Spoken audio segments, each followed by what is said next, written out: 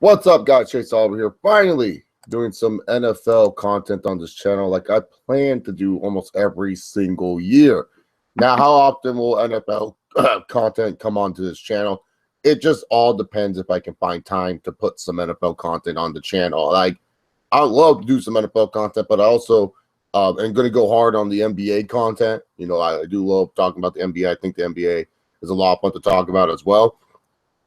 So it just all depends when I can fit time and everything like that. So this is my official NFL 2016 season preview. Maybe later this week or maybe later today, just depending on my mood. And if I can find something, I'll be doing a fantasy draft live. I'll not be doing an actual draft for my actual team, but it's more like a fantasy draft tips and tricks video for you guys who want to know how you can win in your fantasy football leagues. I've won quite a few fantasy football leagues, and maybe I'll do daily fantasy videos as well. So maybe I'll do some fantasy stuff here or there, but I'll let you guys know on that one. Right now, we're here to talk about the 2016 NFL season. So excited that the NFL's back. You don't even know. Like, NFL, college football, Saturday, Sunday, I just get pumped up for those. Those are like the days where I'm just like, yes, yes, yes. Like, you just wait for them, and then you know you're going to get some good, crazy shit, man. Like, I'm a Chargers fan, okay? I'm like, keep it 100. I'm a Chargers fan. I always have the Charger game on, and then I have NFL Red Zone on. NFL Red Zone keeps me up to date with all these touchdowns, keeps me up to date with all the fantasy, so that way I don't have to, like, pay attention and channel switch too much. But I always have, like, the Charger game on, and then I always have NFL Red Zone on, just so that way I can keep in touch with everything's going. And I can't wait. I can't wait till 2 Sundays from now. I mean, thankfully, college football has me good for this weekend. I mean, we got some loaded games this weekend in college football. But, man, I can't wait for the NFL. I honestly cannot wait for the NFL to come back. 2 more weeks. 2 more weeks, but we're here. We're here. So, anyways, I'm going to break down every division, talk about every team. And, of course, I just choose the divisions at random. There's no sense of what I'm choosing. I'm just choosing certain divisions because I want to talk about them. Starting off first with the AFC East. Now, the AFC East, a little bit interesting this year. Just a little bit. Because Tom Brady is suspended for 4 games. So the Patriots, they may lose a little bit games and may have to work their way into the playoffs. What do I think about the New England Patriots this year? Now, the New England Patriots, yes, Tom Brady is gone for 4 games, and they lost a very key piece to their team. Jimmy Garoppolo or Jacoby Brissett is going to try to make the waves while Tom Brady's gone. The Patriots do have a little tough schedule in the beginning there.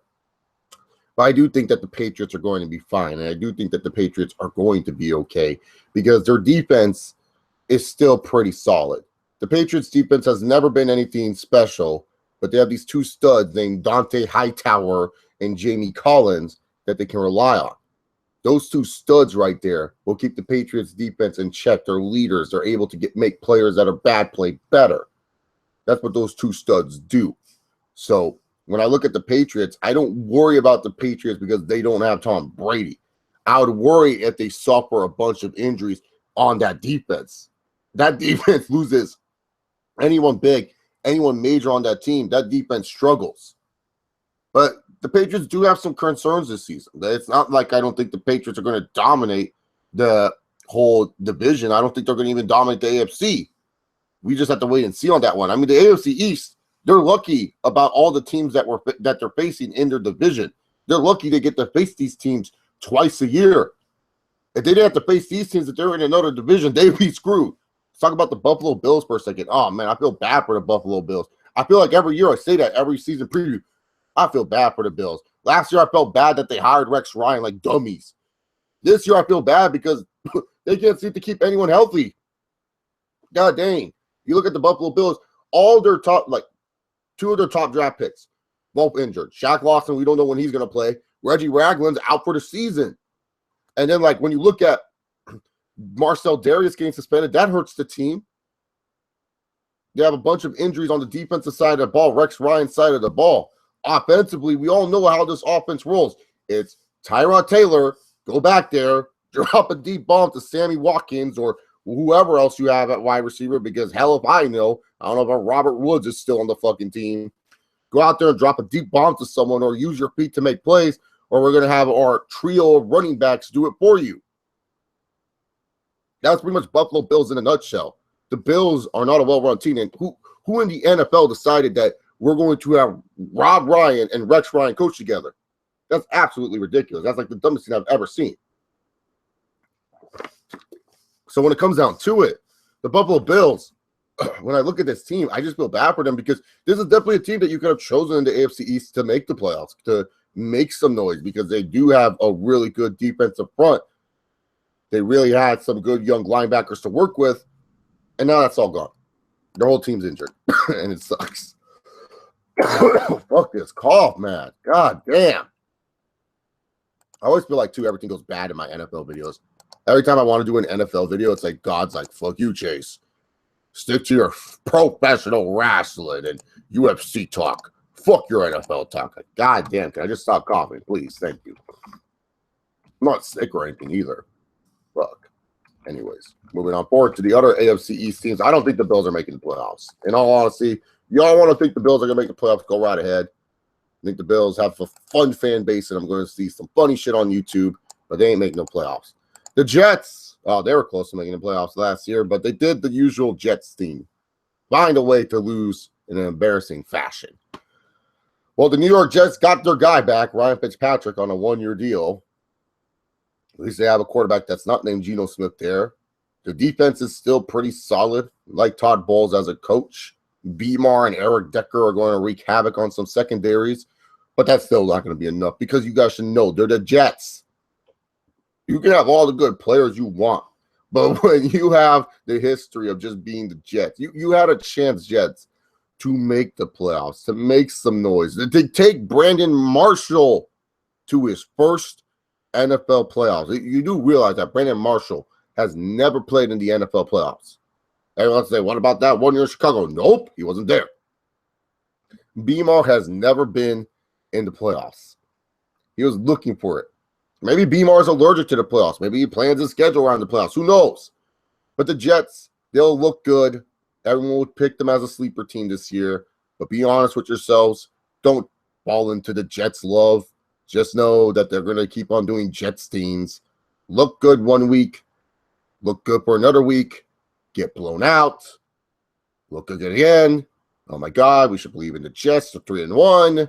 And then they keep losing, choking. Don't believe in the Jets. And the Dolphins, oh, God. I mean, I was on the Ryan Tannehill hype last year. I'll admit that. I'll admit I was on the Ryan Tannehill hype. I thought Tannehill was going to break out and be an elite quarterback in this league, but I guess that's not the case. I guess that'll never happen. Ryan Tannehill, he looks average. I mean, statistically, you would think this guy would be better, but he looks average. They get all this help around him. They get all these pieces to help him play better. But honestly, Tannehill, I just feel like he doesn't see everything. I feel like he looks on one side of the field, and he doesn't know what's on the other side of the field. He just likes to look on one side of the field. I feel he doesn't use his athleticism as much as he should. I feel like he is stuck just in the pocket. Maybe Adam Gase, who did a wonderful job with Jay Cutler last year in Chicago, could help Ryan Tannehill out because he is now the new head coach. Good for Adam Gase. But I don't know. I just feel like Tannehill sometimes is just so just like limited. Like I shouldn't feel like he's a limited player. He seems like he should be a big-time player, a prospect that should be breaking out. We should already be considering a top 10 quarterback in this class in the league. But it's just like, man, dude, he just kind of plays average sometimes. He just doesn't play like a top-tier quarterback, a starting quarterback. But the Dolphins do have some pieces around them. Like, you do got freaking Jarvis Landry, who's a stud. You got Devontae Parker, if he ever develops. You got Kenny Stills, who I like as a slot receiver. The running back situation, that's interesting. You got J.I.G. From Boise State from 2 years ago. He showed up out of nowhere. And then you also got Arian Foster, who, is on a prove-it deal. He's on the, hey, I got to prove myself deal. And, Arian Foster, even though, yes, he has had these injury concerns and everything like that, man, if Arian Foster plays like he did in Texans, at least near the middle portion of his career with the Texans, that's good right there. Just get a 1,200-yard rusher, that's good. I mean, if you get 1,000 yards from Arian Foster, I think that's like a celebration right there for you Dolphin fans. and at least 4 touchdowns. But with the Miami Dolphins, it's like this is a team on offense and even somewhat on the defense too. I mean, they have some good free safeties. I forgot the guy's name, Tashawn Gibson. They have some good free safeties over there. They also have a good defensive line with Sue, Cameron Wake. They lost Olivier Vernon, but like people don't realize the Dolphins had depth on that defensive line. That's why they didn't pay so much for a guy like Olivier Vernon, because they're like, yeah, we got some guys that we want to develop. But the defense and the offense, they have some nice pieces. Like the Dolphins should be that team when you look at them, oh, they're the sleeper team. Everyone wants to talk about the Bills. Everyone wants to talk about the Jets. But when you look at the Dolphins, that's a real sleeper team in the AFC East. If you look at it, it's just that the talent has to play at a high level. Ryan Tannehill needs to have that breakout season. I mean, he has a great opportunity to lead the Dolphins to a great season this year. And I'm not blowing smoke. I'm telling you the truth. They have a quarterback with all this potential, but it just seems like it doesn't want to explode at all. Until Ryan Tannehill steps up and shows that potential, the Dolphins ain't winning the AFC East. Do I think they'll be the worst team in the AFC East? Oh, no, I think the Bills are, just because, unfortunately, their team's just made out of glue. They are not glue gum. They just, break easily. I don't know. Glue and gum don't really break easily. You got to get the idea. They're made out of gingerbread cookies. How about that? But I do think that the Patriots will win the AFC East. I have no wild cards from the AFC East, so thus the Patriots make the playoffs for me. Let's talk about the NFC East since we're already on the East. Oh, God, the NFC East, always one of the most interesting divisions in football. Because all 4 of these teams, people want to say oh, well, who cares? They're not that good. The NFC East is that team you shouldn't sleep on, the division you don't sleep on. All 4 of those teams are really, really close to each other.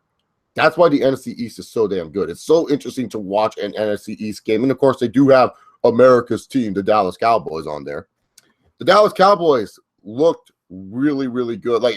If there were paper champs, the Dallas Cowboys would be the paper champs. When you casual football fans, not the hardcore football fans, but just casual people who watch football, and if you showed them the Dallas Cowboys roster, oh, they would think the Dallas Cowboys won the last 3 Super Bowls. If you just show people a roster, the Dallas Cowboys won Super Bowls the last 3 years, man. Their roster is good, but sadly, they can't keep any of their players on the damn field. Randy Gregory, suspended. DeMarcus Lawrence, suspended. Rolando McClain, suspended. Those are 3 big players on defense that have been suspended for the Cowboys so far. Rolando McClain, I think, for 6 games. Randy Gregory for 8 now, and DeMarcus Lawrence for 4 or 6 games. I can't remember which one he got suspended for. Not to mention Sean Lee, who's a really good outside linebacker, but Sean Lee always finds a way to get injured. Let's be real here. Sean Lee, that guy, I don't know who did his knee surgeries, but I think he did them wrong on purpose to take more money from Sean Lee, because Sean Lee cannot stay on that field healthy. I don't know what his problem is. I mean, Byron Jones is now free safety, which is cool and all, but does that really change the defense all that much? I mean, Morris Claiborne, you have to bank on him to do shit, which is bad. I mean, defensively, the Dallas Cowboys, oh, they're a mess. It's nothing like offense, where offense looks so pretty and nice. I mean, Tony Romo or Dak Prescott, pick your poison. Both, I think, look really good. Tony Romo, I've been saying for years, I think I'm one of the biggest Tony Romo fans. I think Tony Romo's a top 10, maybe even a top 5 quarterback when healthy and when playing good. I think the guy makes great decisions, uses his mobility correctly. I love watching Tony Romo play. One of my favorite players to watch, to be honest with you. And Dak Prescott, man, Dak Prescott reminds me of Donovan McNabb, dog. He really does. And I know it's preseason, and I shouldn't be overrating Dak Prescott, and Dak will be starting the regular season, and then Tony Romo will most likely come back in. But I do think that Cowboys will have a decent record with Dak Prescott. Now, Dak's not going to blow us away like he is in the preseason. Let's be real here. But I do feel like it's good in the preseason that he is getting rep with Dez Bryant. I feel like it's good that he's building up that rapport up. I think that he's just been looking very smooth with the ball. He's been making the right decisions. He only threw 1 interception that got called back anyways, and it wasn't like it was his fault. It was a good play on the safety's end that got that interception. I feel like Dak has just been looking good, and I feel like Dak can actually lead the Cowboys to some wins this year. Of course, Ezekiel Elliott's looking like a stud. They have Alfred Morris, who I think is very underrated. And Darren McFadden, if he's not breaking his elbow, he's pretty damn good, especially behind that offensive line. That offensive line is the best offensive line in football. I mean, you have Tyron Smith, stud. La'el Collins, he's going to be a stud. We all know that. Travis Frederick, stud. Zach Martin, stud. Super stud. Love Zach Martin. Zach Martin's the best offensive line, or guard, I should say. Best offensive guard in football today.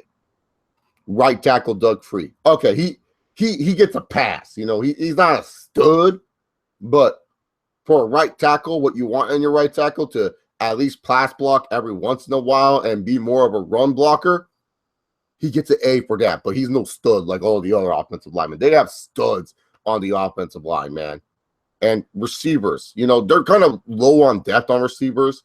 Dez Bryant is really like their only really good receiver. But Cole Beasley, nice little option. Is Cole Beasley still on the team? I don't even know. I could be saying something wrong there, but I feel like Cole Beasley is like a Cowboy for life, so you cannot remove Cole Beasley from the team. Jason Witten, you know, he's still a stud. You got Terrence Williams. If Terrence Williams can fix on his drops, he's pretty decent. He's nothing anything special, but he's pretty damn decent. And then when you come down to it, also, who else do they have? Bryce Butler. That's who I like. I saw him in some preseason games. I really do like Bryce Butler. I like Bryce Butler's speed. I like Bryce Butler's explosiveness. His route running could be working on, but I do like Bryce Butler a lot. So the Cowboys, don't sleep on them. Even though, yes, Romo's out, Dak Prescott, I think, is going to keep them in contention. But we got to talk about the Washington Redskins and the other teams first before I tell you guys who I have in the NFC East making the playoffs. So Washington Redskins. Very interesting team last year. Last year, a lot of people didn't have high hopes for the Redskins. And, you know, the Redskins ended up shocking the world. You like that? You like that? And having Kirk Cousins lead them to a playoffs. Oh, wow. Of course, they got their asses kicked. I mean, let's just be real here. You weren't expecting the Redskins to do anything. But, man, they looked really good. And finally, they got something out of their tight end, Jordan Reed. It's like you've been waiting 2 years for this guy to finally break out. I remember every year, everyone's like, oh, watch out for Jordan Reed. He's going to break out. And he didn't break out for shit. Finally, you get this guy to break out. Awesome. Good for you guys. Finally got a legit stud tight end. Happy for y'all. But when it comes down to it, Jordan Reed, Kirk Cousins, got a bunch of old wide receivers in Pierre Garçon and Deshaun Jackson. You got some weapons there. I mean, they're not like at the prime years of their lives, but at least they can still catch a football and burn Josh Norman when they need to. Speaking of which, that's new on defense is Josh Norman. Once again, the Redskins doing something silly on the defensive side of the ball, paying too much for a player that we don't know if it's going to pan out yet. Look, I think Josh Norman was great for the Panthers, one of the best cornerbacks last year.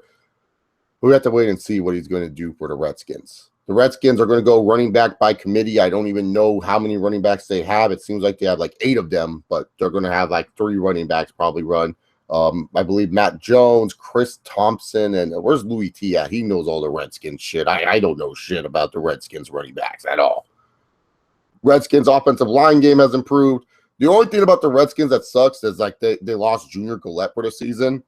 And I just feel like if they had Gillette, he would have just paid off so well with Ryan Kerrigan. I felt him and Kerrigan together would have just like caused so much havoc in the run game. And for quarterbacks, it would have been awesome to watch. But sadly, Junior Gillette's injured. So they still have Kerrigan go. Like the Redskins are still a good team. They still have a chance to repeat and defend their NFC East championships. Don't write off the Redskins yet. You know, the Redskins, even though they have the Cowboys, they look like they're back in full force. The Redskins are still a dangerous team and a team that you got to watch out for in the long run of things. But also the New York Giants. The New York Giants look to get back into the groove of things. I mean, it's been a while since we've seen the New York Giants dominate, but Eli Manning, maybe he'll have all his weapons together with him. I mean, he does have Odell Beckham.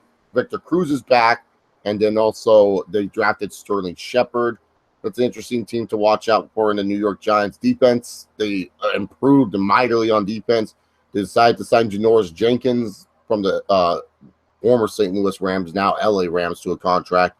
They also got Olivia Vernon. They managed to re-sign JPP. They got Damon Snack Harris. I mean, they got a lot on their defensive line. And normally when you think of the Giants teams that have won the Super Bowls and have done very well, it was pretty much Eli has some good receivers around him, and they have a stacked defensive line. I don't think Damon Snack Harris is really, to be honest, 4-3 defensive lineman. I think he works best in a 3-4. He's a great run stuffer, but I think he's more of a 3-4 nose tackle than he is a 4-3 defensive lineman. That's just my personal opinion. But I see the Giants, they're trying to make a push. They're trying to make a huge push to try to get back to the playoffs. I don't know if winning the Super Bowl, but definitely to try to get back to the playoffs. They got rid of Tom Coughlin. Goodbye, Tom Coughlin. Someone else replaced him. I forgot the head coach's name for the Giants. Sorry, Giants fans. I don't know who your head coach's name is. Sometimes I forget. There's 32 teams. You're okay. You're allowed to forget some shit from these 32 teams. It's all right. It's not the end of the world. But yeah, so wow. Thank you, Gardeners, for being so fucking loud every Wednesday. I don't know why we have Gardeners that come to my house and like to blow their leaf blowers. They really like to annoy me. I swear I planned this video so that way I wouldn't have to hear this, but oh well. So yeah, the New York Giants, they have a pretty darn good looking team. Like if you look at this team on paper, they like the Cowboys. You would think they will do so well, but you have to wait and see on the New York Giants. Like the New York Giants, to me, I'm going to give you a spoiler. I don't think they're making the playoffs. I think they'll be close in the race, but I feel like they're going to have a couple of games where they just kind of mess themselves up, where it's just like, Giants choked that one away. So that's what I think of the Giants. The Eagles, with Doug Peterson at the helm, have a decision to make who's going to be their starting quarterback. I don't even know what Sam Bradford is doing at this time, so nor do I care. It's funny. It's super funny. Sam Bradford cost 2 teams to trade up to the top 2 just to find a quarterback. Because remember, Sam Bradford was on the Rams. The Rams didn't have a quarterback because they didn't believe in Sam Bradford. And they traded up to the number 1 overall selection to select Jared Goff. And then the Eagles felt like they needed a quarterback too, and they traded up to the number 2 selection to get Carson Wentz. I mean, shit. That just shows how bad Sam Bradford is. I don't know what the quarterback situation is right now with the Philadelphia Eagles. Is it Sam Bradford or is it Carson Wentz?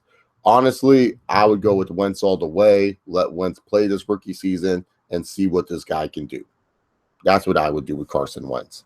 He has some nice young core of wide receivers. I mean, you got Jordan Matthews. They signed Ruben Randall to a 1-year deal. You got Nelson Aguilar. And then you also traded for Dorial Green Beckham.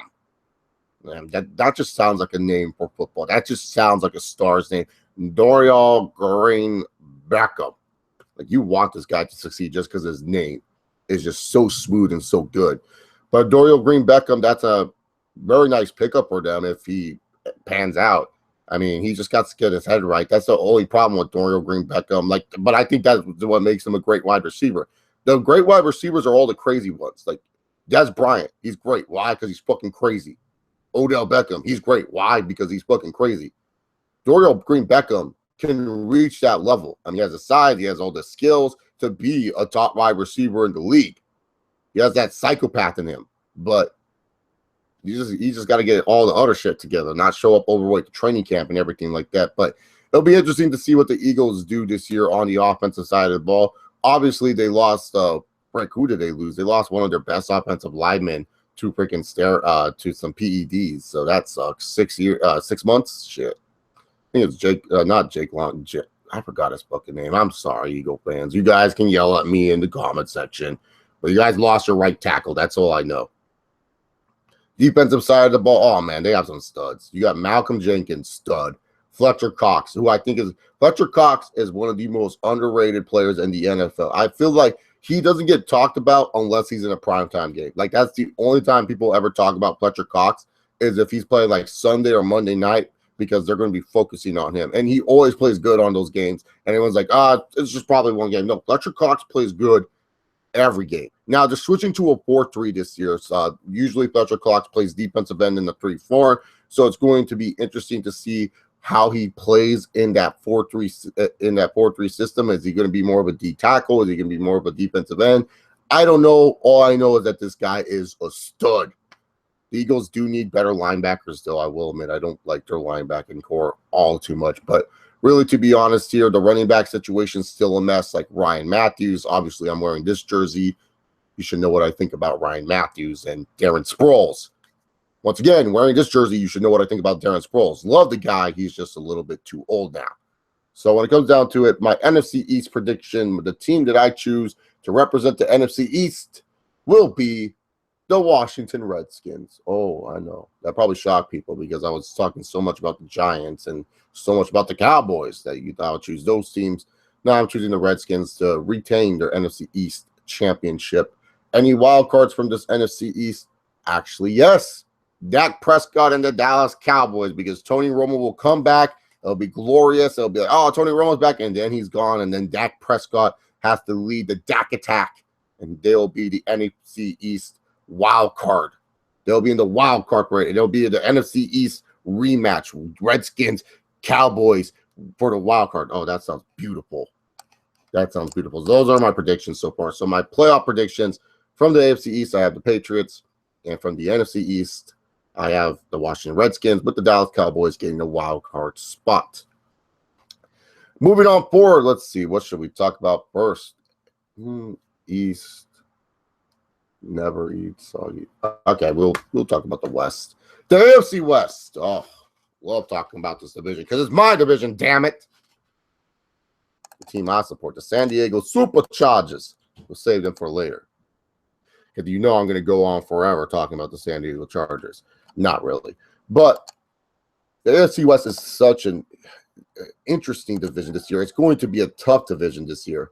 I mean, you got the Denver Broncos, the defending Super Bowl champions, with that studly defense. The only thing about the Denver Broncos that you can make a complaint about them is that you don't know what their quarterback situation is. I mean, Trevor Siemian, he's been named the starter. Mark Sanchez seems like he's going to be on his way out.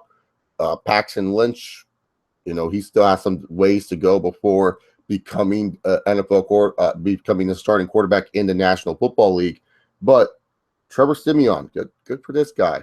Is he going to do good? We'll have to wait and see. I mean, the Broncos, they do have a studly defense that will keep them in games. They did lose some key players, though. Everyone likes to not point out that they did lose some key players, but they did lose some guys that are important to that defense. They lost Danny Trevathan, who now plays in Chicago. They lost Malik Jackson, who was a great run stopper for them. Now he plays off in Jacksonville. I mean, they did lose some pieces that are very important to their team, and you cannot discredit that. I know a lot of people want to just focus on Devon Miller love and all this other stuff about the Denver Broncos, but man, dude, that defense, they're still going to be studly. They're still going to do good work, but they lost some key guys, and the guys that are backing them up, honestly, I don't think they're as good as those key guys, to be honest with you. But it's time to see if the Denver Broncos can win off just the Wade Phillips defense. That's pretty much what they have to do. They have to try to win off that defense. They have the pieces. Like Chris Harris Jr. is a really good player. They have Aqib Talib, who I don't even know if he's going to play at 100%. Who knows? He still has to get punished, I believe, for shooting himself in the leg at a strip club. So you have to wait and see on that one. But, you know, they do have some good pieces, you know, the Denver Broncos do. So we have to wait and see on the offensive side of the ball if they're going to show up. I mean, because you still got Demaryius Thomas. You still got Emmanuel Sanders. Your running back situation with C.J. Anderson is pretty darn good. I mean, offensive line, that's a big question mark. I mean, the offensive line didn't play so well last year for the Denver Broncos. Weren't busting up those holes like you thought they were for the running back C.J. Anderson. So when you look at the Broncos, you got to think to yourself, like, offensively, they have enough to get by. You know, they have enough to get you at least 14 on a good day, 30 points a game. On a good day. They have enough to reach that range. But you got to hope that that defense is only letting up around 10 to 20 points a game. You can't have the defense let up more than 20 points, because I feel like if the Broncos get down early, that's going to be hard for them to overcome. That's just my personal opinion when it comes down to it. The Kansas City Chiefs, a team that I think could win the AFC West. They're just such a question mark. I said this last year in my season preview. I'm going to say it again. The Kansas City Chiefs, you don't know what you're going to get from them. Are you going to get greatness, or are you going to get Chiefs defense, though, is stacked. I don't know how they have this stacked defense. They just do. They have all these stacked players on defense, minus a Justin Houston, who, correct me if I'm wrong on this one, he's out until December. I don't know when Justin Houston's coming back. He's one of the best defensive players in the league when healthy. But how long is Justin Houston out for? I cannot remember. I honestly cannot remember how long he's out for. I want to say he's out till December, but that guy's really good. And then they have Tamba Hali, who who I think is like every year I want to say Tom Bahali is going to regress and not do shit. Bahali comes back out of nowhere and does something. So Tom Bahali is really damn good. Marcus Peters, good cornerback. I think that he needs to work somewhat on his man cover skills, but when it comes to playing the ball, Marcus Peters knows how to play the ball. They did lose Sean Smith, but Sean Smith was kind of getting a little bit older, so not like a huge loss. Eric Berry's still a stud for the Chiefs. I mean, what a story Eric Berry is. And their middle linebacker, Derek Johnson. Oh, that guy's a stud. Look at the offensive side of the ball. Really, to be honest here, the offensive side of the ball, ever since they got Jeremy Maclin, they've been playing a little bit better with it. Alex Smith has been more comfortable with Jeremy Maclin. I feel like with the Chiefs, they need to see more consistency from a guy like Travis Kelce. Travis Kelce, some games he would look like, God damn, this guy's one of the top 5 tight ends. And in some games, they'll be like, where the fuck is Travis Kelce? You gotta get more consistency out of Travis Kelce. But ultimately, the Chiefs, if they want to be the best team in the AFC West, their hopes and dreams rely on Jamal Charles. Jamal Charles is a top 5 running back in the NFL when healthy. This guy is a stud, cannot be stopped, unstoppable in the passing game, in the running game, just the speed, just the control that he has. Man, this guy is so good, but he just can't stay healthy. Every single year, you hold your breath when you're a Chiefs fan and when Jamal Charles gets hit because you're just like afraid that hit's going to be the season-ending injury. Jamal Charles, if healthy, can lead the Chiefs to a really, really good record. Like, I won't be surprised if the Chiefs have a really good record this year. I won't be surprised if the Chiefs end up being one of the top teams in the NFL. I know a lot of people are going to be like, what? How dare you say that? But I won't be surprised. They have a good quarterback in Alex Smith. Nothing special, but he's good. He's serviceable. Jeremy Maclin's a nice player to have. I mean, honestly, I think that the Chiefs can be a top team in the NFL. Are they my AFC West pick? We have to wait and see. We got more teams to talk about in the AFC West, like the Oakland Raiders.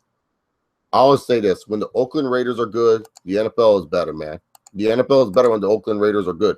Why? Because the Raiders are just such a great team to hate, man.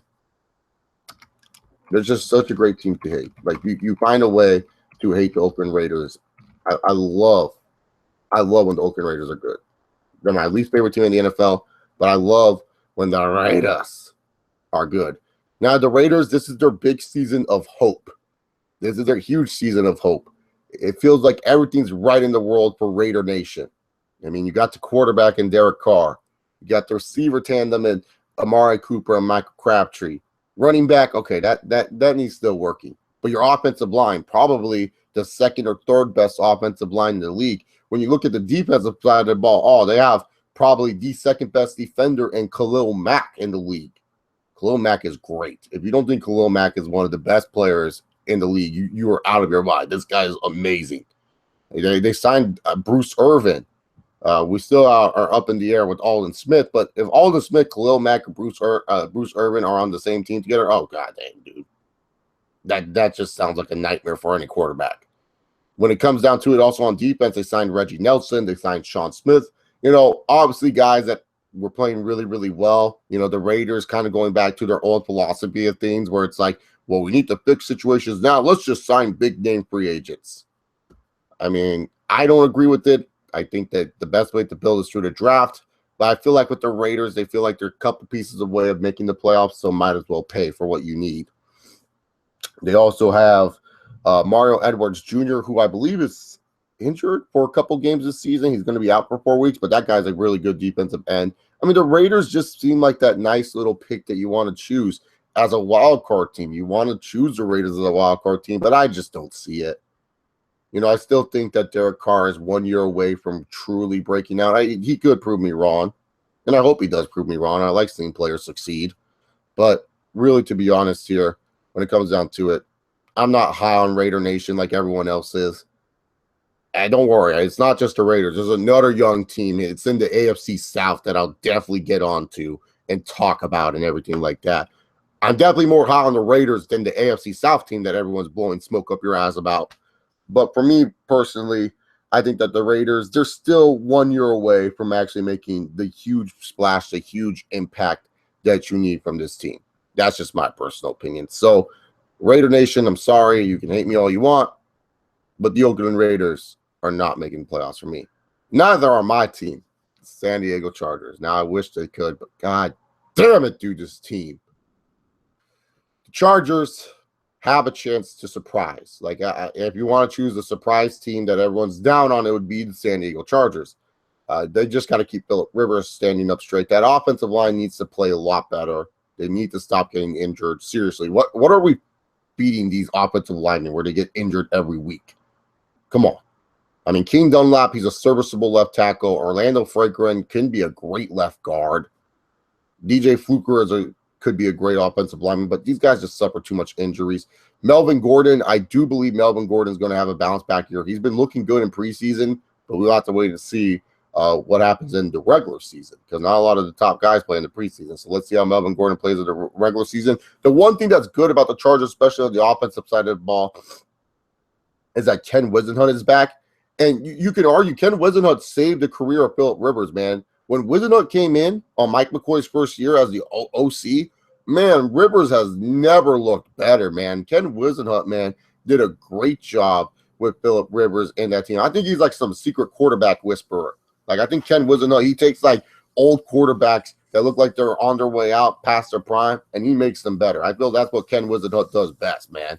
Ken Whisenhunt, man, does a great job. And I feel like him coming back with that offense, I feel like it's going to make it a lot better because, you know, you had Frank Reich calling the plays last year in San Diego, and really, to be honest, it did nothing. Like, his plays were just dumbfounding to watch.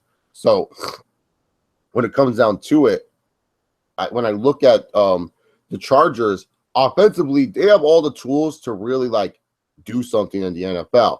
I mean, Philip Rivers, a top 10 quarterback. You cannot argue it. Great quarterback. Antonio Gates, even though he's old, in that red zone, Antonio Gates, when you get in the 20-yard line, oh, you're screwed. Antonio Gates will burn you. Antonio Gates will find a way in the end zone. Keenan Allen, you know, they got a deep ball threat in Travis Benjamin. You know, there's so many things to like about the Chargers on the offensive side of the ball. And I don't think anyone's worry about the San Diego Chargers is on the offense. I think people, when they look at the Chargers, they'll say, yeah, I think the Chargers offensively could be a top team in the NFL. They can score on almost any team. Look at a lot of teams a lot of games that the Chargers lost to this year was close games and against really tough defenses.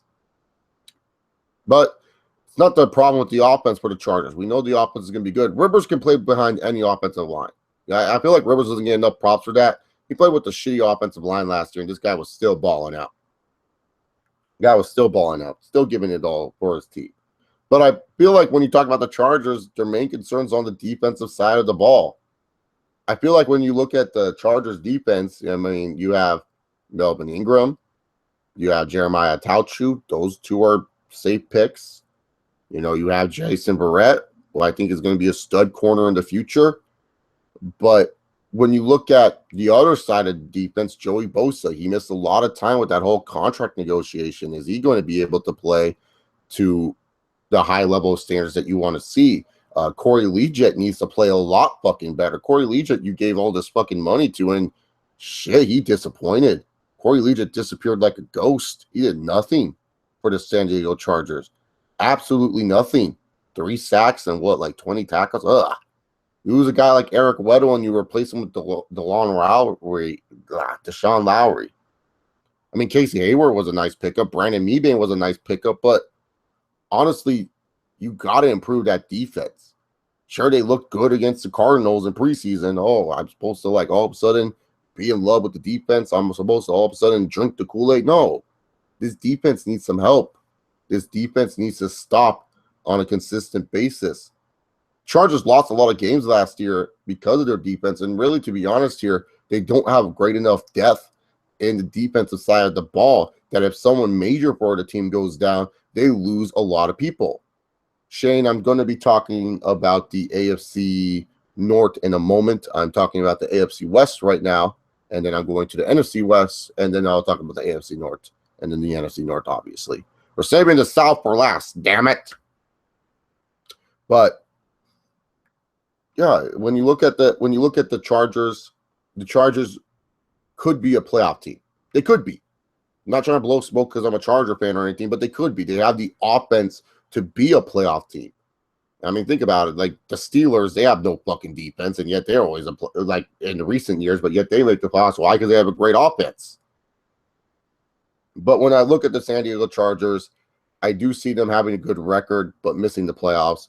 I have the Chiefs making the AFC West, with the Broncos being the wild card. Because really, to be honest here, I feel like the Chiefs are going to have a huge breakout year, and they're going to just be one of the top teams in the NFL, and everyone's picked to go to the Super Bowl. That's just my prediction. So with my predictions, I have the Chiefs, and obviously they'll be the 1 seed, the Patriots being 2 seed, and the AFC representing the AFC East, and the Broncos making the wild card because that defense is studly. Then we also going to be talking about on the NFC side of the ball, already in my playoffs, are the Redskins winning the NFC East, and then the Cowboys making the wild card because of the Dak attack. Now time to talk about the NFC West. Oh, interesting division that we have here. Look, let's be honest here. When we talk about the NFC West, there's only 2 teams that matter. The other 3 teams are whatever. The other 2 teams are whatever. Let's talk about the LA Rams.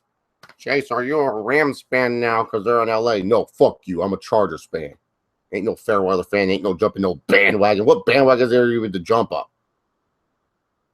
The creepsy. I haven't named off my whole playoffs. They're the 2 by default right now. They're the 2 by default, creepsy. I haven't named off my whole playoffs. Can be patient, homie. Be patient. I haven't named my whole playoffs yet. Can I name my whole playoffs? I'm doing the team by team predictions. Right now, the Redskins are the 1 seed in the NFC just because I haven't named my whole playoffs yet. Come on, cuz. Be patient. Be patient. Did I name all 6 playoff teams? No, I named 3. 3. So by default, if I have the Chiefs being the best team, they're the 1 seed. Patriots are 2. And then Broncos make the wild card at the 4. Just like in the NFC right now, the Redskins are 1 and the Cowboys are 4 because I haven't named all my teams yet. Let me name all the teams. Then you'll know what my playoffs are. Anyways, when it comes down to it, the Rams, there's no bandwagon to jump on. The Rams' hope is that Todd Gurley does not suffer an injury and that Aaron Donald is still a stud, which I don't think will change anytime soon. I feel like the Rams, this is going to be a disaster first season in Hollywood. I think this is going to be a bad Hollywood movie for their first season. I feel like the first few weeks, the Rams are going to look really good and everyone's going to be like, yay, and then it's going to go tumbling down. I'm just not that high on the Rams this year. I think defensive side of the ball, they lost a lot of key guys, and they're hoping that some of their younger guys will step up and play very well, but I do not see that happening. I honestly do not. Offensive side of the ball, hand the ball to Gurley. Hand the ball to Gurley. Gurley. Jared Goff, please don't fuck up. I feel like that's what Rams fans are going to be saying, and you guys are destined for 7-9. I think this is the year Jeff Fisher finally gets canned because I don't understand. They're moving to a new city, have a new face representing them, get a new sexy coach. Why are you sticking with Jeff Fisher? Oh, my God. And then the 49ers. Now, I will say this. I shouldn't doubt the coaching of Chip Kelly too much because Chip Kelly does know how to win some games in the National Football League. I mean, he took that Eagles team and he made the playoffs with both of those teams. He barely missed the playoffs last year with the Eagles. Shouldn't doubt Chip Kelly all too much. Well, but when it comes down to it, well, this team is just a disaster. Chip Kelly has a lot of work with this 49ers team. Oh, God. What a fall for grace for the San Francisco 49ers. Remember when everyone's like, oh, San Fran, every year they're like a Super Bowl contender. Man, they're giving 6 years to Navarro Bowman, who's past his prime at this point in his career. It just feels like the 49ers, they lose all their talent. They decide, hey, Oakland, you guys can take Michael Crabtree and Aldon Smith. Like, what the fuck are y'all doing? Torrey Smith. It's like your only wide receiver that I can think of. And Quinton Patton. I mean, you have Carlos Hyde, who's nice. But you ain't going to carry the load like AP. He's no like Adrian Peterson type running back.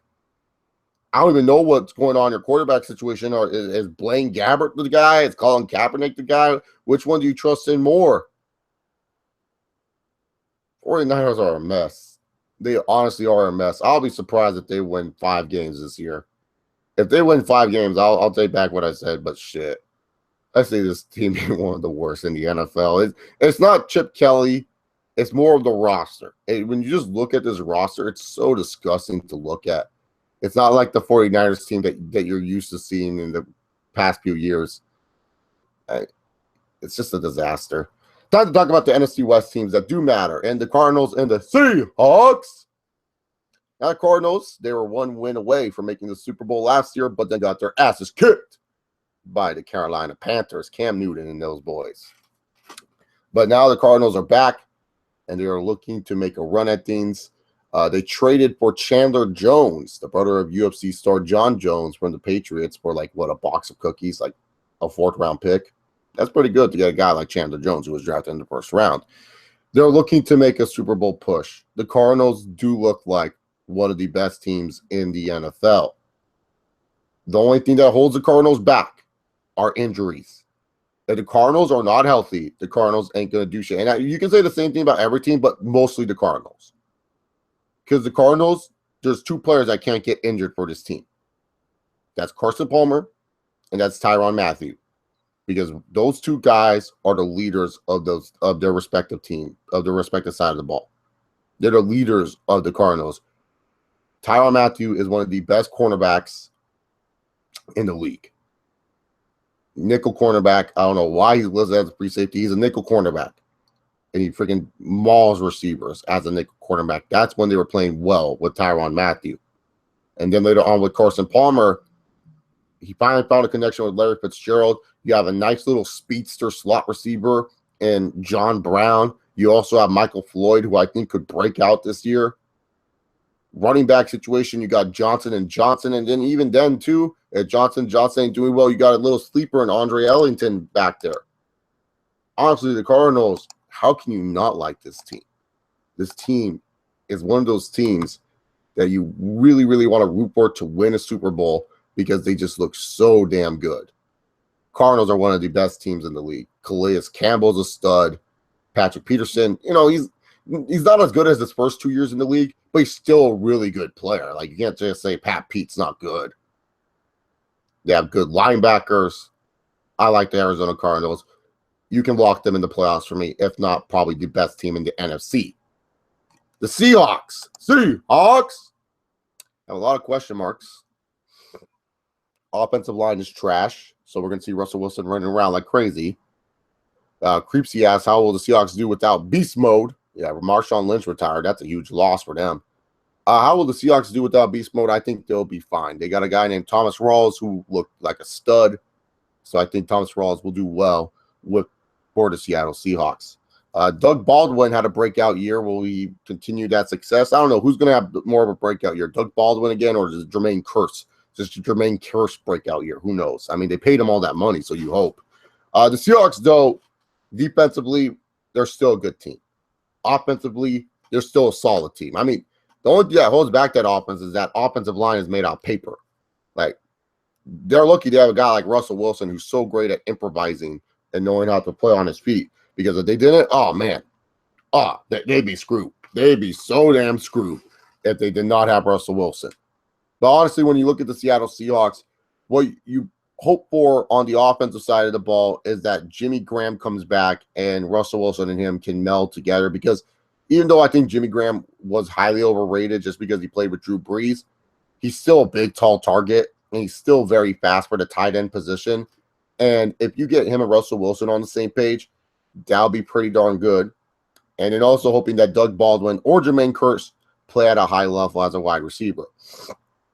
I know it's also hoping Thomas Rawls maybe gets like 1,000 yards this season, maybe more, but 1,000 would be a good mark for 1,000 would be a good mark for the Mr. Thomas Rawls. Defensive side of the ball, what is there to complain about? Cam Chancellor is still a good run support safety. Earl Thomas and Richard Sherman will lock down one half of the field. I like Kerry Williams as not Kerry Williams. He was in the Super Bowl. He got injured in the Super Bowl. They have this nickel corner who I really, really like. I think he's really damn good. I forgot his name, but he plays mostly as a nickel corner for the Seahawks, and he's pretty damn important for that team. Bobby Wagner. What's more to say about Bobby Wagner? Great linebacker. Probably one of the top 3 middle linebackers in the NFL. My personal opinion is Bobby Wagner. Michael Bennett. Oh, God, dude. This guy is just a beast. Love Michael Bennett. So you have some really good players on the Seattle Seahawks. I had the Seahawks making a wild card for me. Eli Barrow asked me, what did you think about Joey Bosa's situation, or do Charger fans not care? Oh, I cared. I was pissed that the Chargers and Joey Bosa both made themselves look like idiots. I mean, the Chargers didn't have a top 5 pick in how long? Like, our last top 5 pick was what? LaDainian, but we were LaDainian. Of course, we're not going to know how to fucking sign these players, especially in the top 3. Our last top 3 pick was Ryan Leaf. How are we going to know what the new CBA is all about when it comes down to it? We're idiots for that sense, not giving Joey Bosa most of his bonus and also having that offset language. But Joey Bosa is also an idiot for not signing when we did give him a lot more than you wanted and missing a lot of training camp. I mean, I care. I'm not like most Charger fans who are just like, whatever, we're not good anymore. I'm not a Fairweather fan like most people in the world when it comes to the San Diego Superchargers, but I cared a lot. I was pretty upset with the whole Joey Bosa situation, mainly because it made the Chargers look even more stupider than they already are, and it made Joey Bosa look very, very bad. I mean, both parties were to blame. It's not like one party was to blame. And then you had Joey Bosa's mom posting silly stuff and just made Joey Bosa look like he couldn't make a decision without his parents holding his hand. And he even said in his press conference, I do what's best, and my parents tell me what to do. So, yeah. Both look like idiots. Not one party's to blame. They're both fucking idiots. It wasn't like the Chargers were the only top 5 team to do offset language. The Rams did it with Jared Goff. The Cowboys did it with Zeke. I believe, who was the 5th pick this year in the draft? I always forget. Jalen Ramsey got offset language, so yeah. Don't see what's wrong. Both teams are idiots. Anyways, now we're here to talk about the AFC North. The AFC North, oh God. 2 teams that look really good. I feel like the Ravens, it's catching up with them. The Joe Flacco contract finally caught up with them. You know, they won the Super Bowl. They had to pay their guy, Joe Flacco, and they paid him. And they paid the price with not being able to resign. Donnell Ellerbe was kind of whatever, but not resigning Paul Kruger, I thought was a bigger loss to them, in my personal opinion. Paul Kruger, I thought would have been a good guy still on the Ravens. But, that Joe Flacco contract coming back to haunt them, man, because they weren't able to keep the pieces around Joe Flacco. They weren't even able to build a good team around Joe Flacco, and now they're reaping what they sowed. They signed Joe Flacco to all that money, and guess what? You better hope he was worth it. Has he been worth it? Oh, yeah. You can tell that the Ravens, they're so much worse without Joe Flacco. Like, they're just absolutely bad without Joe Flacco at the helm. But, it's not like Joe Flacco changes too much for that Ravens. Defensively, on the defensive side of the ball for the Ravens, T-Sizzle is coming back from Achilles injury. Yeah, that doesn't sound good for Terrell Suggs. I don't know if Elvis Dumerville is still on the team, but if he is good, they kind of need him. They have a good cornerback situation. But when it comes down to it, when I look at the Ravens, they just don't have enough talent to really compete with the Bengals or the Steelers twice a year. I honestly look at the Ravens, I just say to myself, they really, really need to find a way to restructure that Joe Flacco contract or find a way to get a good free agent or have a really, really good draft. Because honestly, when it comes down to it, the Baltimore Ravens are reaping what they sowed. You knew this was going to happen to them, and Raven fans should have known this was going to happen to them. Goddamn, what was I going to say? Raven fans knew that this was going to happen to them when they signed Joe Flacco to that deal. Running back situation's a mess. I don't see the Ravens being one of the worst teams in the league because they're well coached by John Harbaugh, but I do not see the Ravens making the playoffs. Eli says, I think a lot of people are sleeping on the Bucs. Do you think they're a sleeper team? If not them, who do you think will be a surprisingly good team? I said the Dolphins are a sleeper team. I think the Dolphins could be a sleeper team. I think that, I'm not going to spoil the AFC South or the NFC South, but a couple teams there I think are sleeper teams for sure. and it's not the team that everyone likes to choose as a sleeper team. But yeah, so far I have just the Dolphins as my sleeper team. I think the Dolphins can break out, especially if Tannehill has his head on straight. I think he's a really good quarterback. But I'm not answering questions right now, Eli. I'll answer questions a little bit later. Right now, I'm just predicting the teams and everything like that. So when it comes down to the Cleveland Browns, look, I'm going to be honest with you here. I saw Terrell Pryor was playing wide receiver and RG3 was throwing him the football, and I was laughing. I thought that was the funniest shit I've seen. I was like, what the fuck? TP is playing wide receiver? That good for him. I mean, Hugh Jackson, I like a lot. I like Hugh Jackson, man. I like Hugh Jackson as a coach, man. I think he's going to do some good things with the Cleveland Browns in the future. But I like RG3 too. I'm a huge RG3 fan. I know that may surprise some people, but I do love RG3. He's one of my favorite college quarterbacks when he was playing for Baylor and everything like that. And I just wish him high hopes. Like, I want to see a 30 for 30, the Redskins that got away, and look at the Redskins and laugh at them even more. Go, ha, ha, ha, you guys let your quarterback go away. But the Browns ain't going to do shit. I just hope RG3 has a really good year this year, and I hope Hugh Jackson doesn't get fired after this year just because they had a bad year. And I hope the Browns realize that it's going to be a process, and it's going to take a while before they actually can do shit in the NFL. Let's just be real here. When you're talking about the Browns, there's not really much to talk about. Sorry, Browns fans. Joe Hayden's really good still. I like Joe Hayden. So, moving on forward now to the top two teams of the AFC North. And spoiler alert, they're both making the playoffs for me. But who's going to win the division? Cincinnati Bengals. Oh, when Andy Dalton's playing, this team is so fun to watch. Who would have thought I would say that when Andy Dalton's playing that the Bengals are a fun team to watch? Oh, my God. But it's true. Andy Dalton, he was good last year, man. Top 10 quarterback, in my personal opinion. I thought Andy Dalton was great last year, man. Such a fun team to watch when Andy Dalton's playing with, like, A.J. Green, Tyler Eifert, both running backs, and, well, mostly Bernard. But, Jeremy Hill, if he fixes his fumble problems, Jeremy Hill's a really good running back, too. I mean, I just feel like the Bengals, they're kind of like the Cardinals in a way. You want to see them succeed. I personally have no gripes with the Bengals at all. They haven't done anything to really piss me off in the last few years. So I always like the Bengals. The only thing I don't like about the Bengals is their head coach. But other than that, I have no problem with them. No problem whatsoever. One thing is that they don't really have any number 2 wide receiver across Major Green. Now, they had Marvin Jones, who I thought was perfect for that role, but now he's number 2 wide receiver for the Lions with Golden Tate. So it's like when I look at the Bengals, I just think to myself, who's going to step up at that wide receiver position? Who's going to step up and be a guy that plays across from AJ Green? That's something we have to look at here. I feel offensive line-wise that, they're going to play some of their younger guys, so maybe their offensive line won't be as good as in years past, but either then, I still think the Bengals, they have the best tackle combination. I forgot their names, but Andre Smith, I believe, is on the Bengals, and he's pretty fucking good. So, yeah, the Bengals, offensively, they're fine. Defensively, I think they're fine, too. Vontaze Burfict, I believe he's very, very, I believe he's suspended for a while. I don't know how long, maybe 6 games. Not sure, can't remember.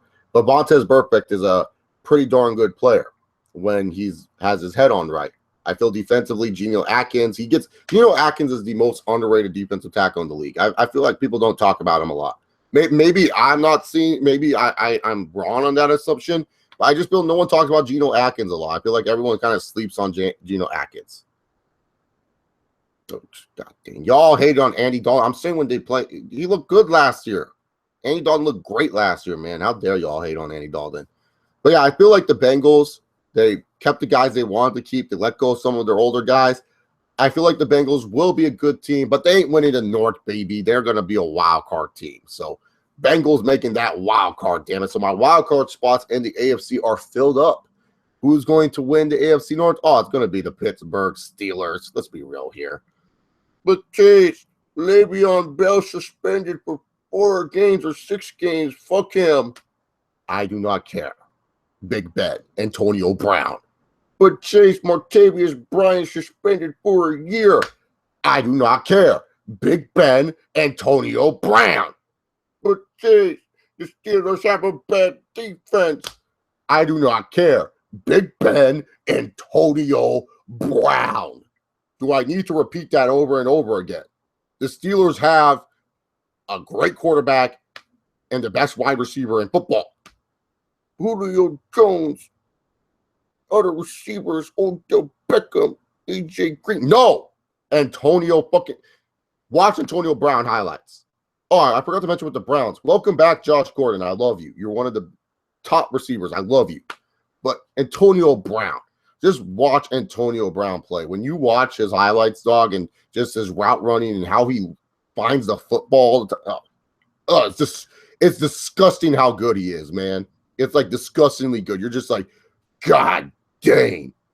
I mean, shit. Dude, Chris Harris Jr., one of the best corners in the NFL. One of the top tier elite corners in the NFL.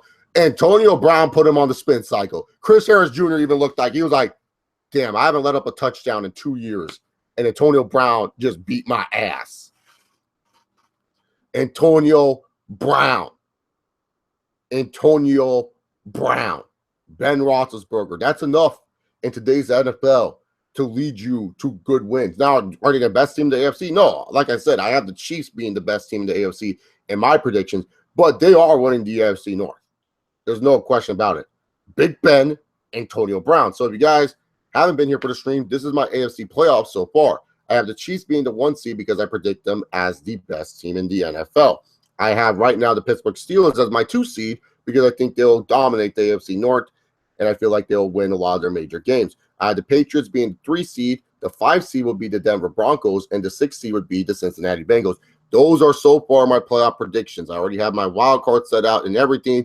And the AFC South, the winner of that division will go on and meet up with whoever the heck they're facing. I think maybe the Bengals or the Broncos. It all depends on where I put the Patriots at the end of the day.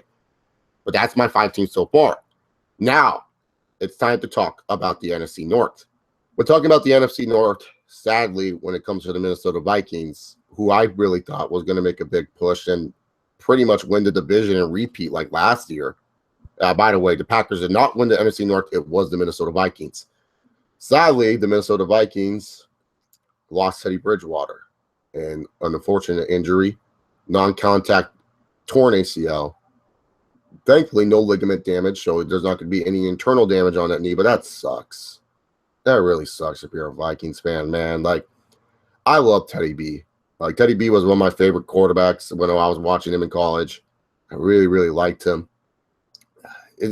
I mean, he can't throw a deep ball to save his fucking life, but still, man, I really thought he was just their missing piece. And I was expecting the breakout Teddy Bridgewater year where I was justified in saying he was a better quarterback than Blake Bortles. I was expecting that, man. I was so expecting that, man. But, dude, when you know he's a big-time player for the Vikings, when the Vikings, when they lost him, their players were throwing their helmets down. They were cursing. They were pissed off. They knew, like, once Teddy B went down, you know, all their playoff hopes were kind of Adrian Peterson, he's not getting any younger, man. I mean, he's on the wrong side of 30. Running backs, once they hit 30, kind of pick their past his expiration date, but, you know, he's still a beast. I like Jerick McKinnon, too. Jerick McKinnon's a pretty good player. Defensively, I mean, I don't know if their defense is as talented as Denver's defense to do the we will carry whoever our quarterback is to the playoffs. I mean, they have studs like Kendricks, Eric Kendricks. Michael Kendricks is on the Eagles, but they have a stud like Eric Kendricks. They have a stud in Harrison Smith. They have Everson Griffin, like Daniel Hunter, Sharif Floyd. Like, fuck, man. Loaded ass defenses the Vikings have. But I don't know if they're on that stud level. Like, you know, the Broncos are on that stud level, like super studs. Like, you know they're going to do shit. But the Vikings, I'm like, you know, they're good. It's a good defense. It's definitely going to do some good things. But I don't know. I don't know if their defense is that good. But when it comes down to it, the Minnesota Vikings, sadly enough, I don't think their defense is enough to carry them into the playoffs at all. So no wild card spot for the Vikings. In fact, no wild card spot for any of these NFC North teams because the Chicago Bears, they're still in the John Fox rebuild. Give it one more year, Bears fans. Until you find an actual quarterback not named QB number 6, let's be real here. Ain't nothing going to happen.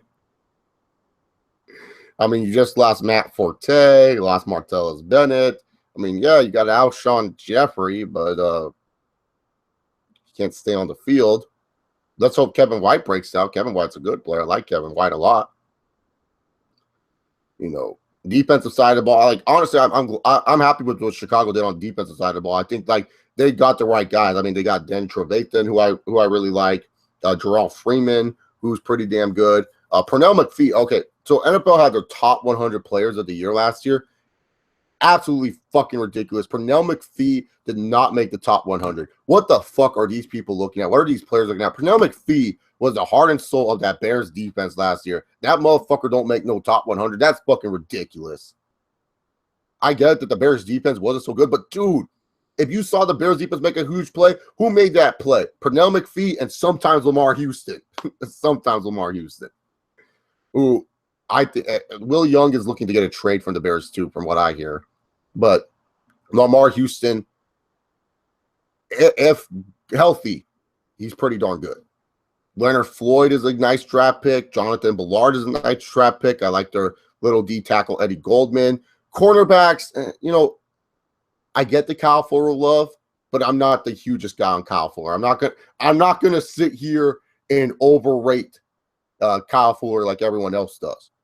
But the fact that Pernell McPhee did not make top 100 at all last year was fucking ridiculous. If he did make it, maybe I read the list wrong, but I went through that shit.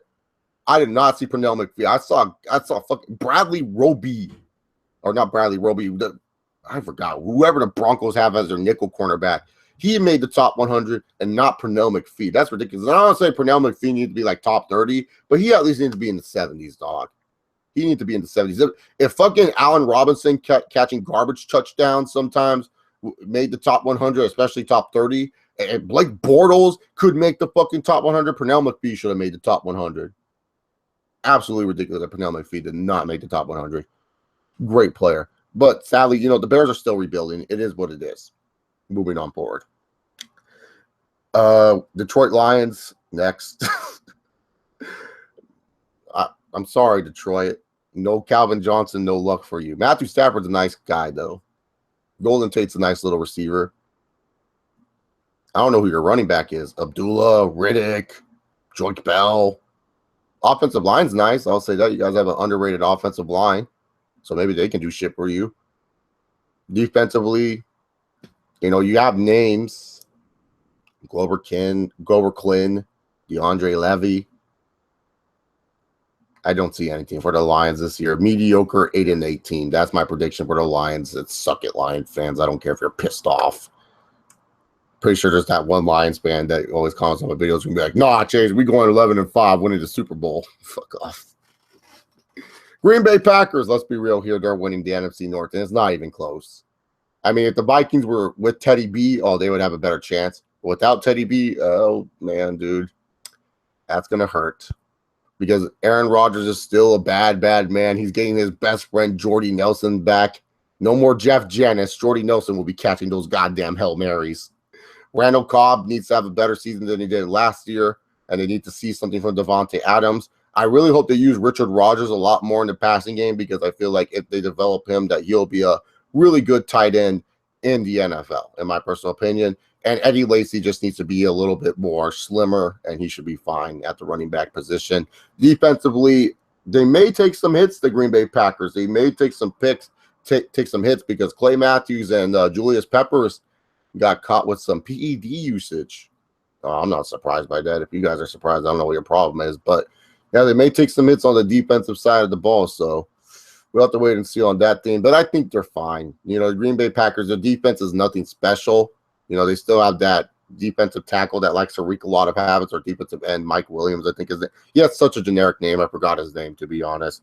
But they have a really good defensive end on that team that likes to wreak a lot of freaking havoc. So they should be fine on the defensive side of the ball. You know, honestly, if you're a Packers fan, you know you're not going to win by your defense. You're going to win because Aaron Rodgers is one of the best, if not the best quarterback in the NFL. So I have the Packers making the playoffs for me. So my NFC playoffs so far is representing the West. We have Kirk Cousins, the Redskins, with the wild card being Dak Attack and the Cowboys. The NFC North, Aaron Rodgers. And the NFC West, I have the Cardinals being the best team in the NFC at the 1 seed and the Seahawks making the wild card. So only one more spot remaining. Yeah, one more spot remaining for the NFC. And it's the NFC South, so who do you think the fuck I'm taking? AFC South. Oh, I can't wait to talk about this mess of a division. Titans. I think they're more of a sleeper team than the fucking Jacksonville Jaguars. In all honesty, I like the Tennessee Titans a lot more than I do the Jacksonville Jaguars. I know everyone's on the Jaguars love train, and everyone loves to see the Jaguars because Allen Robinson and Allen Hurns are fantasy beasts, and Blake Bortles is a fantasy beast, but that's called fantasy, not real life. Blake Bortles still needs to read the football field better. Blake Bortles still needs to make sure that he goes through his keys better. Blake Bortles, I think, is not that good, in my personal opinion. Yeah, he was like 72 in the top 100, and Pernell McPhee did not get ranked at all. Bullshit. I feel like the Jaguars are still a couple years away. Honestly, dude. Even with the defensive additions that they got and Miles Jack and Jalen Ramsey in the draft, you know, they had a really good draft and everything like that, but I don't expect them to change the team just like that. I get it. Everyone wants to see the Jaguars do well. They're a sexy young pick, but I like the Titans a lot more. They have a more superior quarterback in Marcus Mariota. I feel like they improved that offensive line. I feel Delaney Walker is one of the top tight ends in the league. And really, to be honest here, I like the running back situation that they have now with Murray and Henry. I think that's a great 1-2 punch there. Honestly, I like the Tennessee Titans a lot more than the Jacksonville Jaguars. I really think that the Tennessee Titans will shock some people this year, and they could push for that playoff spot. But sadly, they have to go against the Colts and the Houston Texans. Look, the Colts, they're fine everywhere else. They're fine everything else. They have a good enough offensive line to keep Andrew Luck up straight. Running back situation, not ideal, but it's decent enough. Wide receiver situation, really good. Middle linebackers, good. Secondary, trash. They need a secondary because you're going to be playing against some studs in that AFC South at the wide receiver division. Minus the Tennessee Titans. I mean, you got Allen Robinson and Allen Hurns for the Jaguars. And then on the Texans, you have DeAndre Hopkins and then the other young wide receivers. They need to have good secondary.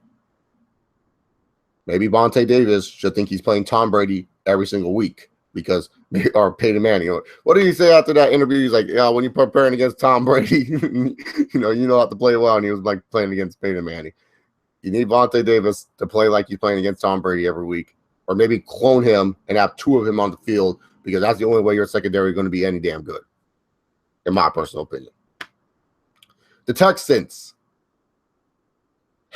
I don't like the moves that they made in the offseason, to be honest with you. Osweiler still has a lot to prove. Lamar Miller, we're waiting for him to prove something. I don't know. Lamar Miller is like the most overrated running back every year. Every year I hear Lamar Miller is going to do shit, and I just don't believe it. Some points I just give up on Lamar Miller. I'm just like, man, I've heard enough from Lamar Miller. I've heard enough of people saying Lamar Miller is going to break out and do shit. I've been hearing that way too much, man. Way too much about Lamar Miller. But I do like DeAndre Hopkins. I mean, he's really good. They need to see a lot from Will Fuller and Braxton Miller. I almost call him Braxton Sanchez. I don't know why I was thinking Sanchez, but Braxton Miller. They need to see a lot from them at the wide receivers position. They are definitely going to be difference makers for sure. Defensive side of the ball, the Texans are very stout on the defensive side of the ball. You guys got, of course, the best defensive player in the league, J.J. Watt. Jadeveon Clowney may have a breakout year. You guys got some pieces. Jonathan Joseph, I think, is pretty underrated at the cornerback position. You have a free safety. I forgot his name, but I like him. I think he's pretty darn solid. So there you have it with the Texans. So who am I having make the AFC South? Who do I have finishing my AFC playoff bracket? Well, it's going to be the Indianapolis Colts. And because the Colts Even though I said they have a terrible secondary, they're going to break out this year, damn it. About time we got that Andrew Luck season everyone's been waiting for.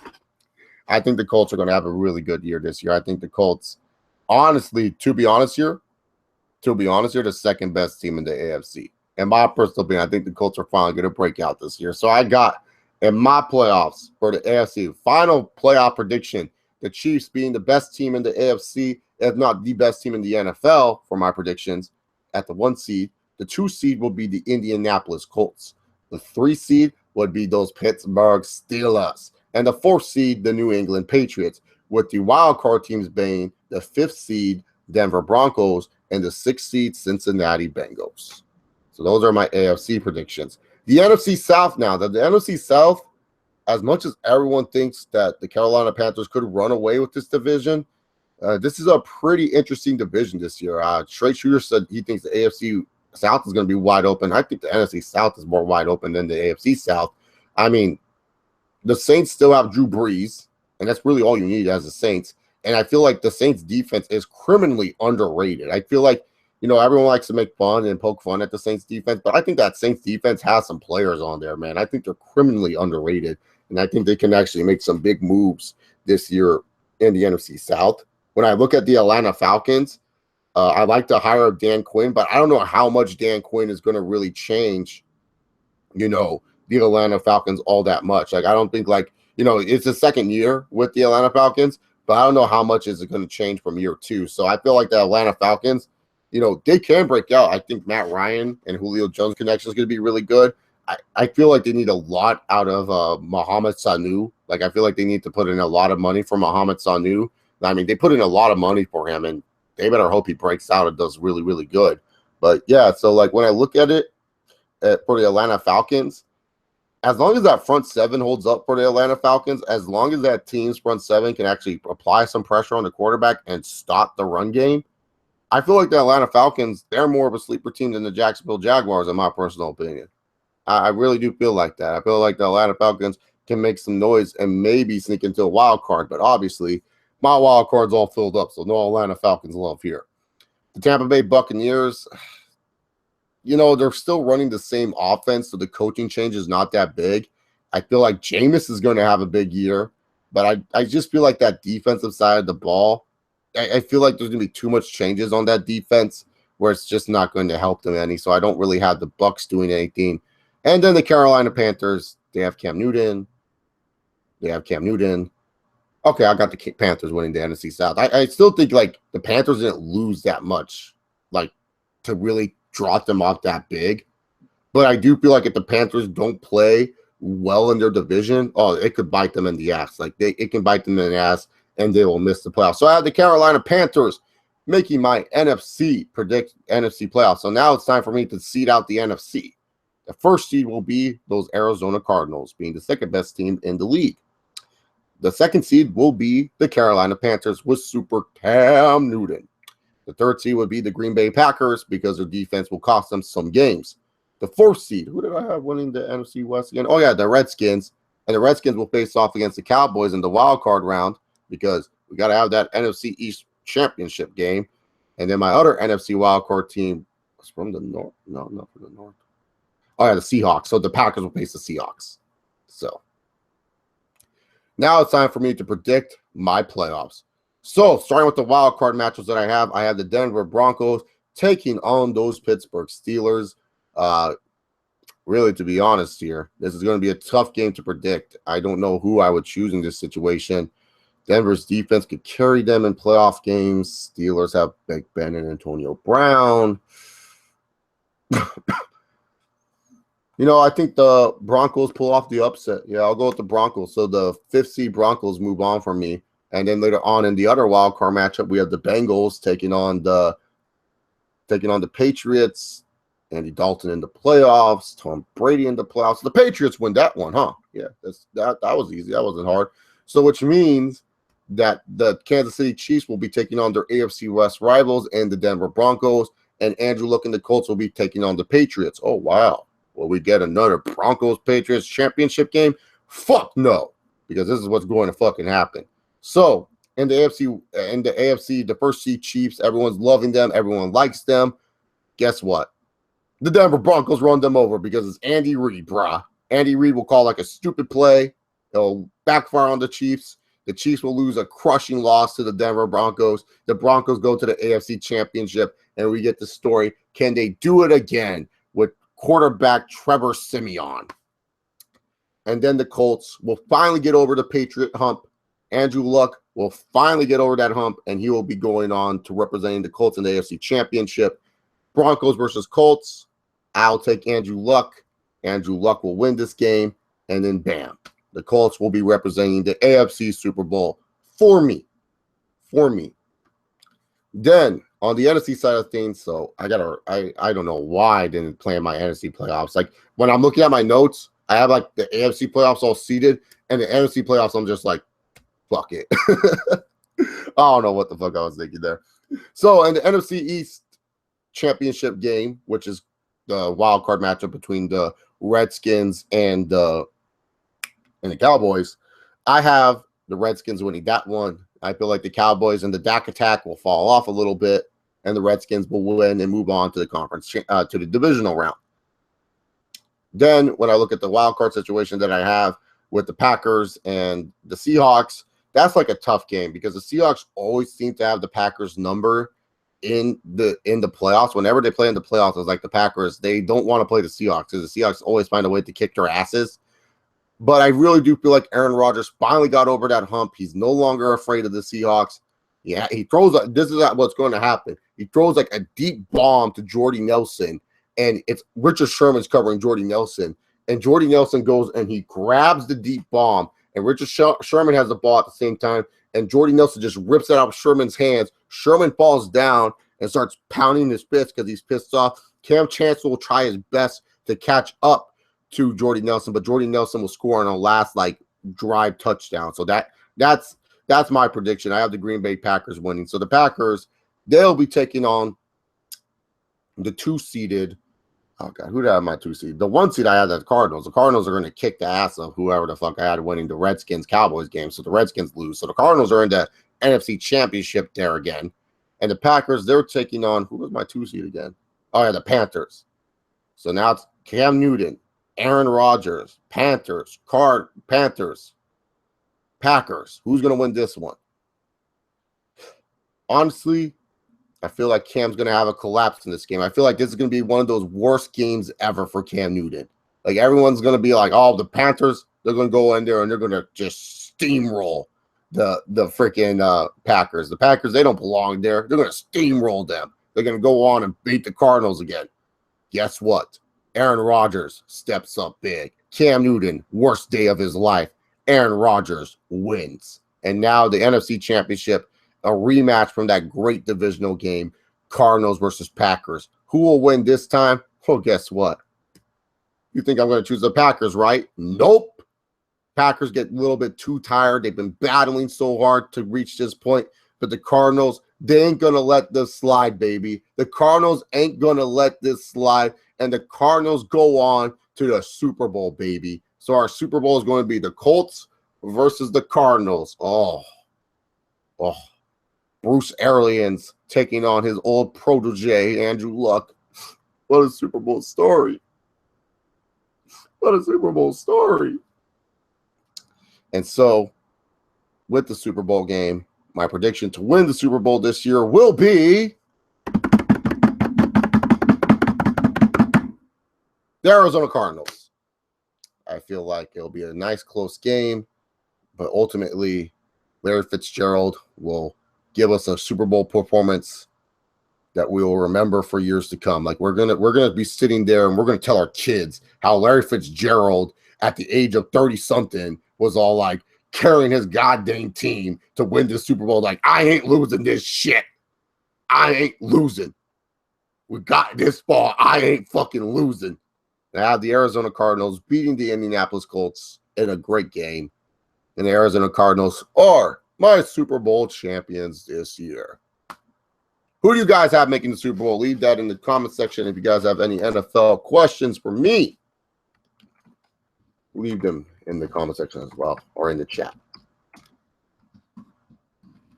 Making questions. Tweeting this out.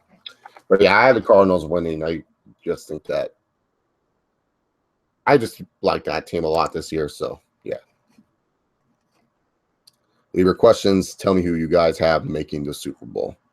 Chase, how dare you choose the Cardinals? Oh, what about you choose the Packers? Fuck that. Wasn't choosing the Packers. You gotta choose a good team, and I feel like the Cardinals are a good team.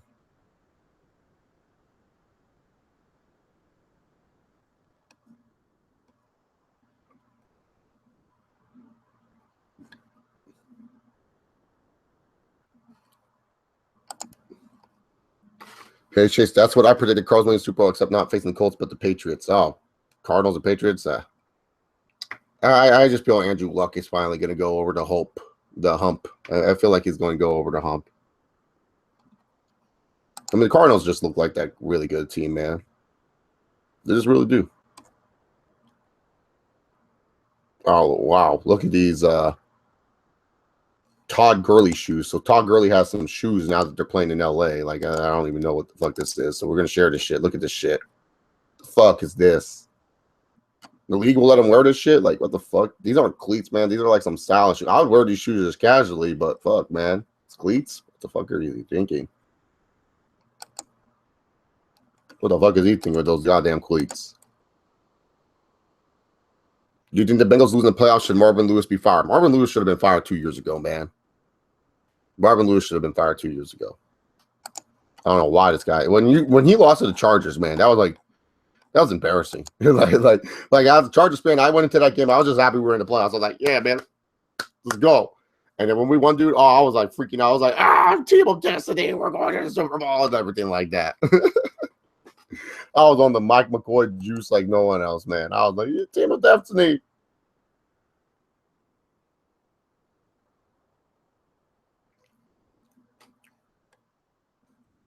You know what makes no sense? They have Skip Bayless and Shannon Sharp doing the fucking show together. That's just ridiculous. Skip Bayless and Shannon Sharp. Why do they have a show together? That's absolutely, that would make no sense, man. That would make no sense whatsoever. All right, I think there's no questions coming. This is what happens when I do NFL videos. Everyone's like, oh, I'm just watching. I just want to watch the dude talk about the NFL. Anyways, guys, thank you all very much for tuning in.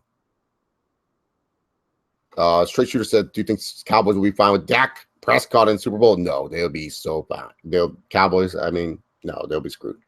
Anyways, thank you all very much for tuning in. Don't worry, this ain't the last live stream I'm doing today because I'm going to go find a fantasy draft room and we'll be doing some NFL fantasy draft talk. So stay tuned. Don't worry, it's coming quicker than you think. It's going to take a while. I'm just going to drink some water, use the restroom, and then we'll be back for an NFL fantasy draft stream. And plus, I got to find a draft room. So yeah, there you have it. So thank you all very much. I'll see you guys in a moment. Enjoy your day. If this is the last time you're seeing me, if you guys like what you saw, hit that subscribe button down below. Leave this video with the likes and everything like that. Follow me on Twitter at ChaseOliver68. Sorry if I'm rusty on my NFL talk. It's been a while talking about the NFL like this, but happy to be back talking about it. Thank you all very much. I'll see you all next time. Peace.